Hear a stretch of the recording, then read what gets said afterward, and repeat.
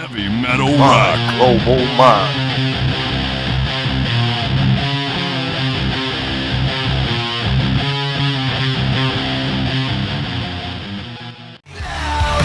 I hear a voice in my head.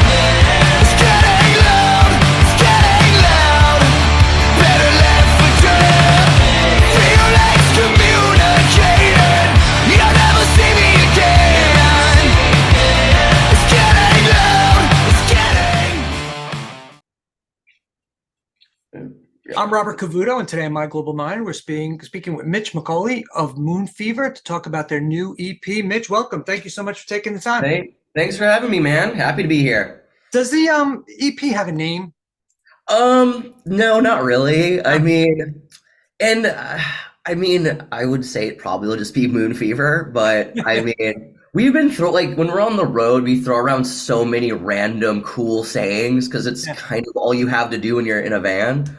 But so there's some possibilities, you know? Yeah. Now, you have another EP out that's Payphone Blues. Yep. That one had a title. How many? And there was about 6 songs on there? I think it was something like that, 6 or 7, yeah. Right. So what was the impetus for doing another EP versus a full album?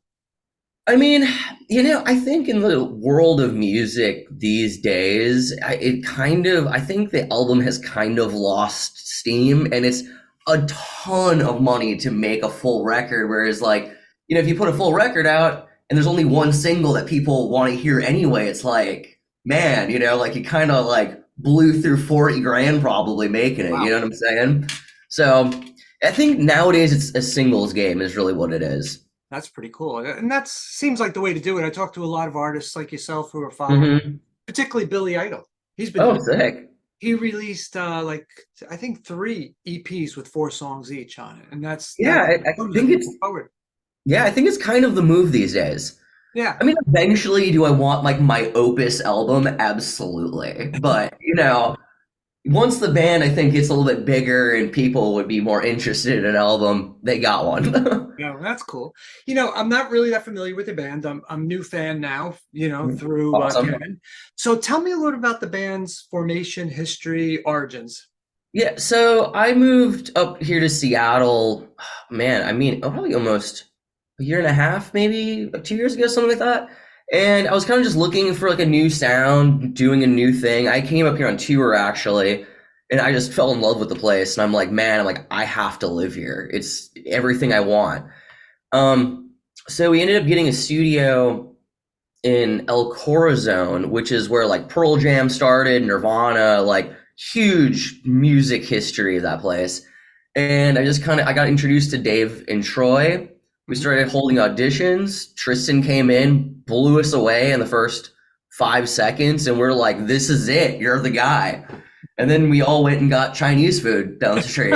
Yeah, and that's actually basically how it started. Yeah. That was fast. Yeah, it was. Obviously it took a couple of months to find the right guys and everything, but once it did happen, we got together, it happened fast for us.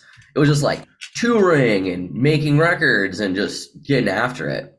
That's pretty cool. And you also have a song on Top 40 Active Radio, Get Loud. Yes, I do. Congratulations, man. That's Thank you so much. It's huge, Yeah. It's a very proud moment for me. I've been doing this since I was 15 years old and wanting this. So for it to actually happening, it's a very cool, proud moment. Have you heard it on the radio? I actually have not been, but I throw it on KISW up here, and I'm like, come on, play Getting Loud. I want to hear it. I've heard other songs that I've had on the radio before, but not this one, not the Top 40 yet. That's huge. Still hearing it. What was your first reaction when you heard that first song? And I'm sure you'll never forget it. Oh, dude. We all the whole band freaked out. Yeah, we were on tour actually, and I don't remember where, but somewhere in the Midwest, and Don's like, hey, pick up, I need to talk to you. And I'm like, usually when I get to the manager call, I have to talk to you, oh God, what did we do? We're in trouble. You know what I mean? And he's like, guess what, boys? You just got your first Top 40. And we all were just whoa, freaking out in the hotel room. Very cool moment. Oh, that's wonderful. Congratulations to you. Thanks, man. My favorite track on the EP is I'm Gone. It's continually stuck in my head. What could you tell me about the creation of that song? So that one actually, that was the first song we all wrote as a group together. The original songs I kind of wrote and then like, to use as like kind of to audition and find the right members and stuff. But I'm Gone was the actual first one that we all wrote in the room together.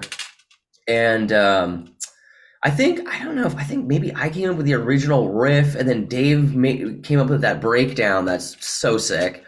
And it just kind of naturally formed. We're like, cool, first song together, like, Yeah. Yep. The band has such energy. So Thanks, man. all the songs are really energetic. Are the new ones you're working on in that same vein or going to be in that same vein? Well, yeah. But also I think there's some more moodier songs, bring that Seattle vibe out a little bit more, I would say. Right.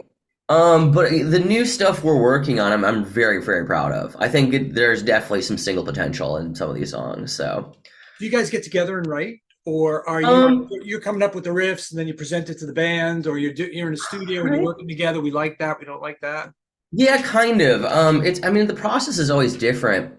We've been really finding we always try different things to bring out different things,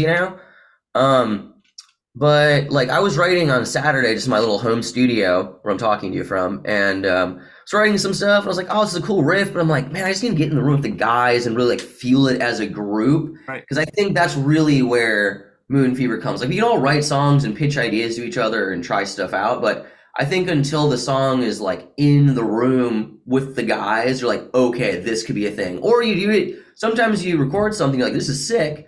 And you do it in the studio and you're like, this sucks, We one song I loved and we played it live and I'm like, guys, we got to cut this song. Like you can tell the audience is bored. I'm bored playing it. Wow. It's got to go, but and sometimes it's like, and this song's like all love and I'll be like, it doesn't work, and you're just like, all right, on to the next thing, Is that where you test a lot of your songs out live and then see if it's worthwhile to put on an EP or that?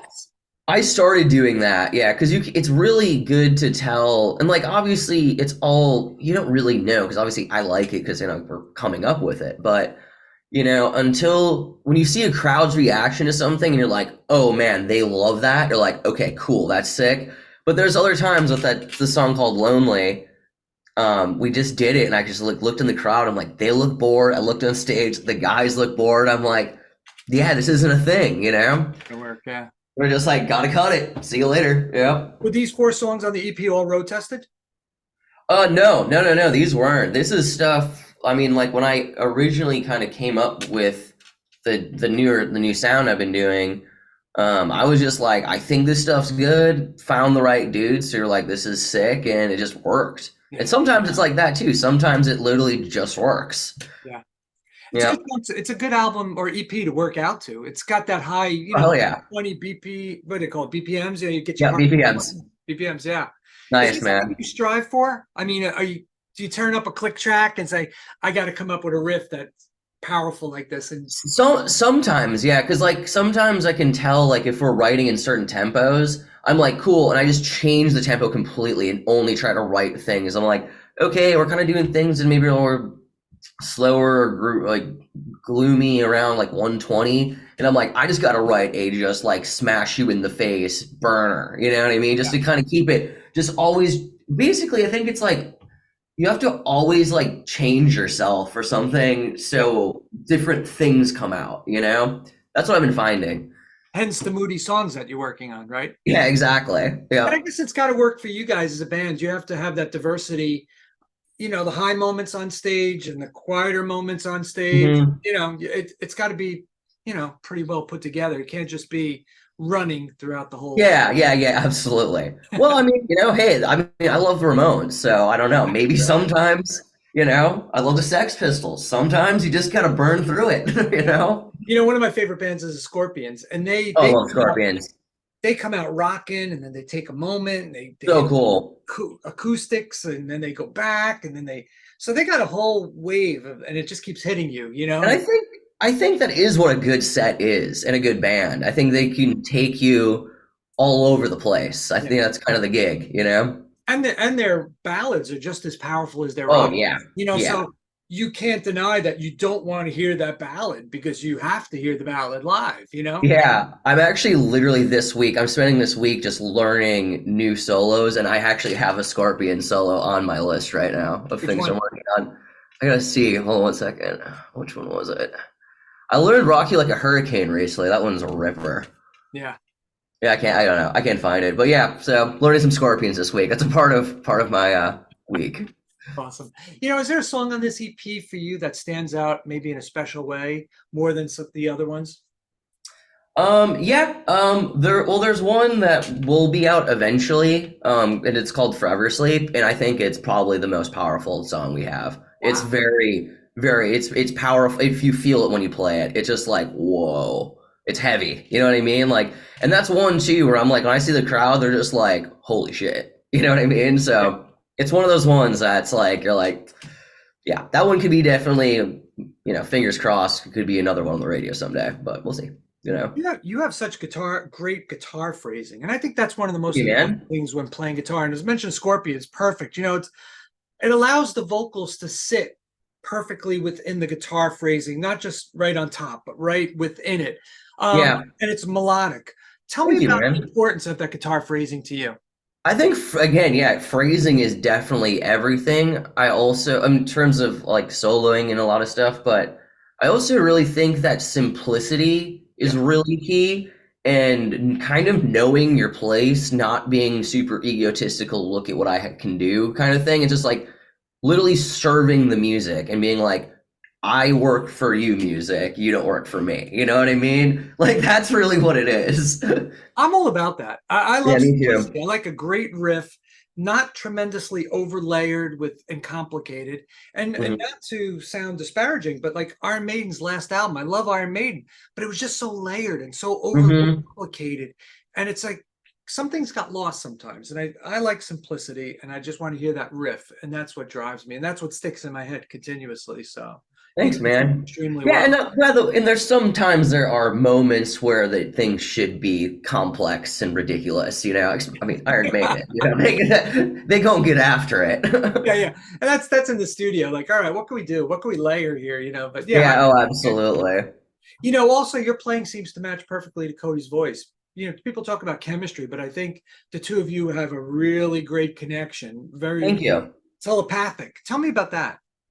You know, again, like I think the only way you can really describe that kind of stuff is literally when we had the first rehearsal. Like the guy came in, and I was like, "This is magic. Yeah. Like this is like straight magic." And it's just like you're the right thing. You're the only thing that could be in this band. You know what I mean? Yes. And I don't know, it's just natural, really.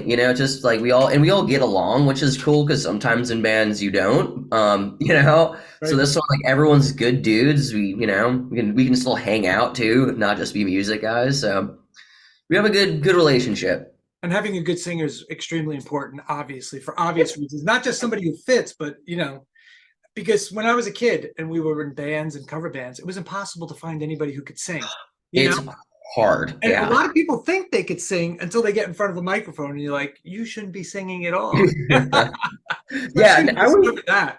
Yeah, let's be real. I mean, the is really the main thing. At the end of the day, I have my little Mitchy solo moments, but I'm there supporting, Yeah, I agree. putting the song and supporting the singer.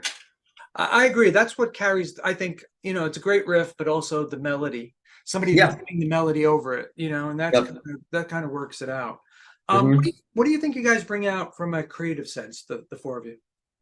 I think again, I'm using some like keywords like magic, but I think we all really complement each other, and also like Dave's a great writer. He's come up with a lot of this new material came from him actually, and like he challenges me, I challenge him. We all there's like not it's not competition necessarily, but it's just like everyone's like striving to be like better. It's good, and like really develop the craft and take it seriously and stuff, and everyone does that. It's cool. I think you have to have that healthy competition, pushing each You other do. to newer heights and to better things. So I think Mhm.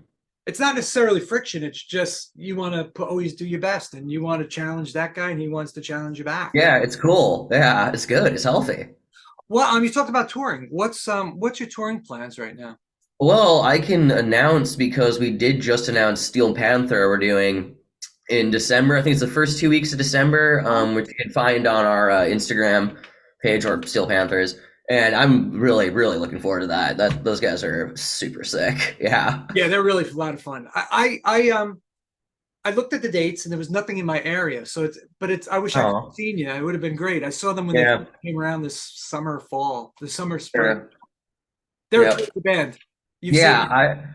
What's the I connection? see them, well, I lived in LA and I saw them like play. I think it was a Roxy or something, but those dudes are hysterical. I love it. I think it's great. It is. I love what they do. What's the connection with you and Steel Panther? How'd you get the gig?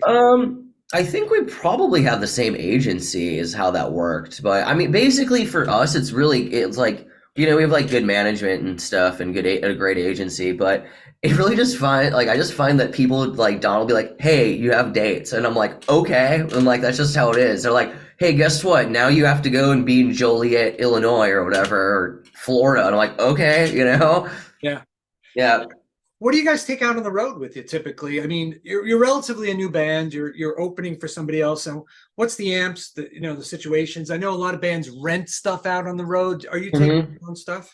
Yeah, we take our own gear. I play through a '68 Marshall cabinet that I got from Carl Verheyen, he's playing Supertramp, and then right now. I'm playing through this 120 watt Rev head that is probably the best sounding thing I've ever played through my entire life. Shout out Rev, love you, thank you for things. And then a pedal board of like all sorts of different stuff. I got like a couple vintage '60s fuzz pedals, a Rev overdrive, and then I play it's like a '90s Les Paul that my dad gave me. Oh, that's pretty cool. Go get it, kid. I'm gonna go make you proud, Dad. Awesome. I saw you have a Flying V too. Do you pull that, bring that with you too? I do, and I do like that guitar a lot, but that Les Paul that I play it's like second nature. It's like a part of my body, to be honest with you. Like I have played that guitar more than I've done probably most things in life. Well, that's awesome.